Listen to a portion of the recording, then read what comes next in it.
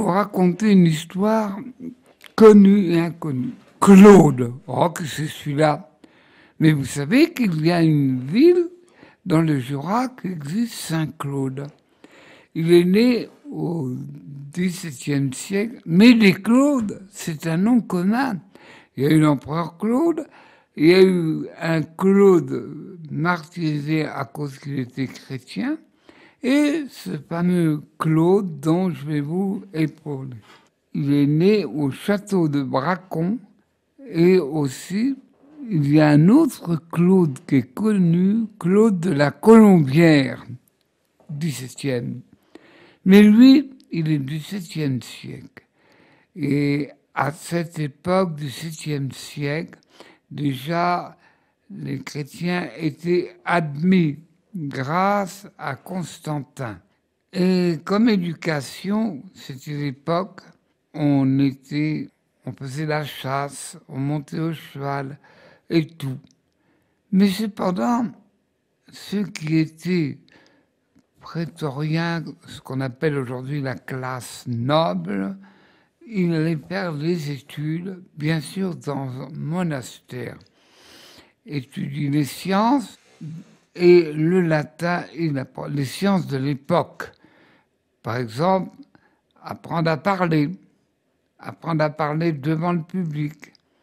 Et il a été à l'école de Nyon, qui est un monastère qui n'existe plus. Il ne faut pas oublier qu'à ce 7e siècle, c'était les moines qui donnaient l'enseignement. Après, il a été à l'école de Besançon. Et c'était un jeune homme qu'on avait regardé, constaté. Il était beau physiquement, mœurs pures et respect. Il fut ordonné prêtre à 21 ans, ce qui nous surprend aujourd'hui.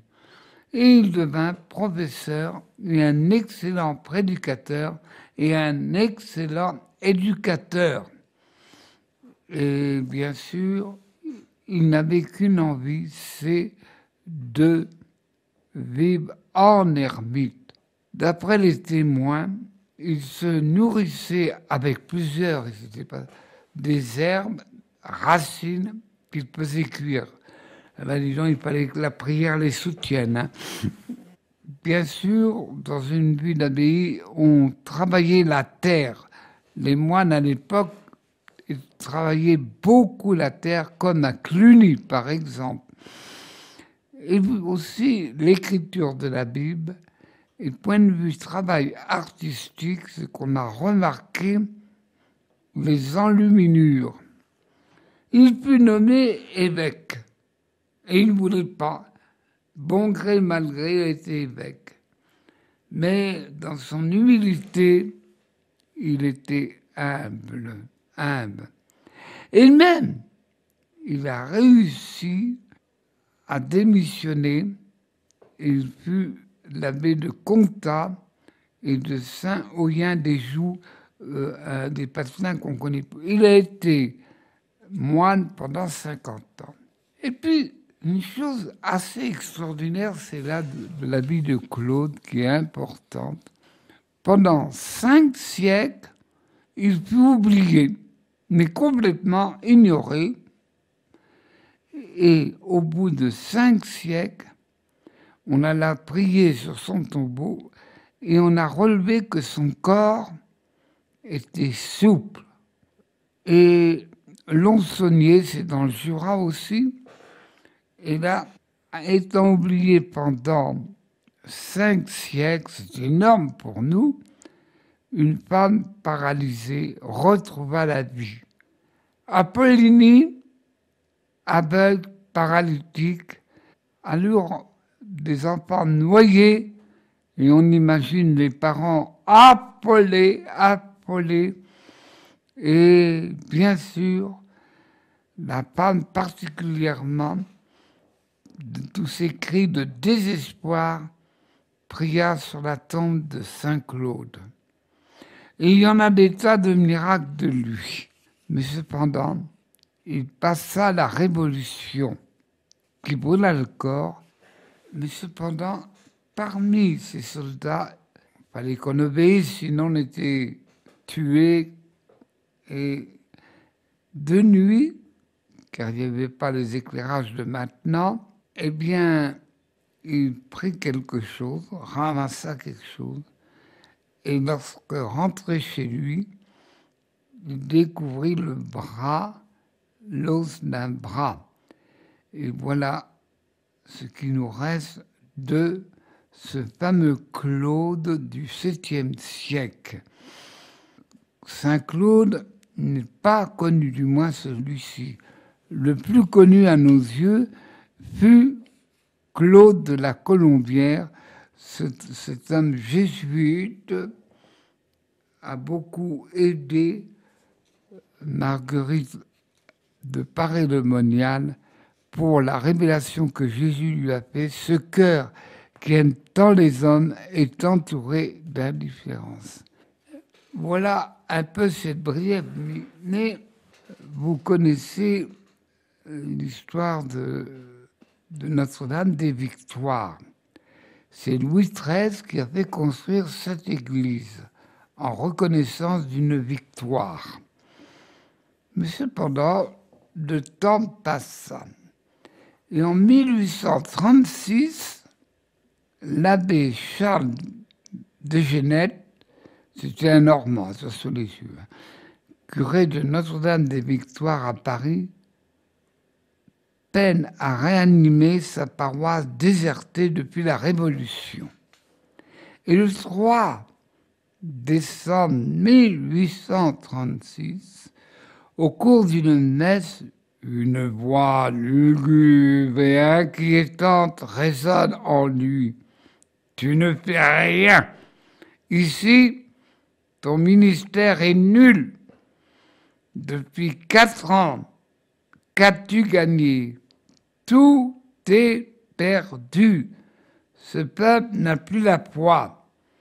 Tu devrais, par prudence, te retirer. » Puis une autre voix, plus douce et solennelle, lui dit « Consacre ta paroisse au très saint et immaculé cœur de Marie. » Un défi. Le 11 décembre, l'abbé annonce en chair la célébration le soir même d'un office exceptionnel pour implorer la miséricorde divine pour la protection, sa protection de Marie, la grâce de la conversion des pécheurs, et consacre sa paroisse au cœur immaculé de Marie. Stupeur! Le soir, l'église est pleine, près de 500 fidèles assistent aux célébrations et récitent des litanies avec ferveur. Très vite, les fruits spirituels de cette consécration sont visibles.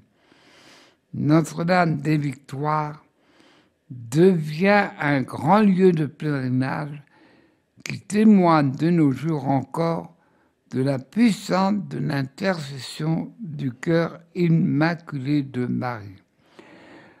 Comme vous le savez, tous les Parisiens, du moins du peuple chrétien, connaissent Notre-Dame des Victoires. Et aujourd'hui, c'est les sœurs du Sacré-Cœur de Montmartre qui animent ce sanctuaire. Et pour la petite histoire, ils sont venus voir à Notre-Dame du Lot. Encore une intervention de la Vierge Marie. En Calabre, Italie, en 68, c'est moins le moins, dans le temps. Le soir du 11 mai 1968, à Santa Domenica, en Calabre, sud de l'Italie, la vie de Casimo Fragonani, un jeune agriculteur de 18 ans, est bouleversée. Sur un rocher situé non loin de chez lui, une lumière aveuglante l'immobilise. Devant lui, une femme d'une beauté céleste apparaît. Durant 4 jours consécutifs, elle lui confie des messages de conversion pour la région. L'endroit devient rapidement un lieu de pèlerinage de grâce et de conversion, attirant de nombreux fidèles, notamment des malades et des personnes en quête de récompense spirituelle.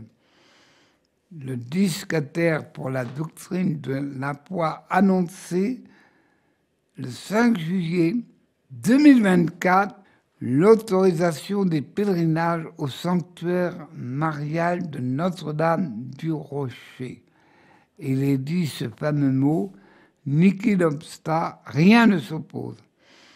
Aujourd'hui, le père Casimo, âgé de 74 ans, est comblé de nombreux charismes et surnommé le Padre Pio de Plamnica. On est étonné de toutes les interventions de la Vierge Marie. En France, on n'a pas à se plaindre. Des apparitions non reconnues, des apparitions reconnues depuis le plus envelé. Eh bien, bon peuple de Dieu, merci de nous avoir écoutés.